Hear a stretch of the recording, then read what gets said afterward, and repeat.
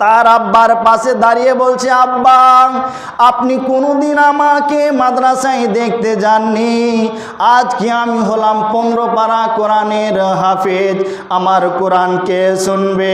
আমি কাকে কোরআন শোনাবো, কাকে আমি কোরআন শোনাবো? আব্বা যান, কেন আপনি আমার খোঁজ নেননি?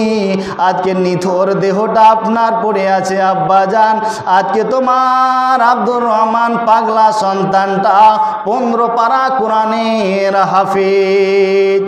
চারজনকে দাঁড়িয়ে বলছে, ইমাম সাহেব বলছে, ও মাস্টার মশাই যান, আপনি আপনার বাপের জানাজাটা পড়ান। বলছে আমি পারবো না। ইঞ্জিনিয়ারকে বলছে আমি পারবো না। অ্যাডভোকেটকে বলছে আমি পারবো না। চুপচাপ আব্দুর রহমান বলছে, ইমাম সাহেব আমি আমার আব্বার জানাজাটা পড়াবো।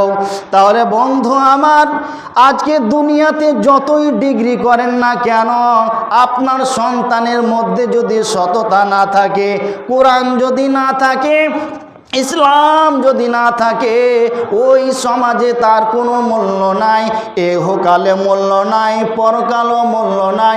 ওই সন্তানকে আপনাকে আলেম বানাতে আপনাকে আমি বলছি না, মোহনপুরে গ্রামের লোককে আমি বলছি না আপনি আলেম বানান, আপনি মুফতি বানান, আপনি হাফেজ বানান, আপনাকে আমি বলছি না। ওই সন্তান যেন আমার জানাজাটা যেন পড়াতে পারে, ওই রকম করে ইসলামের তালিম দিবেন বন্ধু। আজকে আপনাকে যদি বলি, বাবারে যদি সূরা ফাতিহাটা বলো, আমার জানা নাই, আমার আল্লাহ বলছেন ওই সন্তান যদি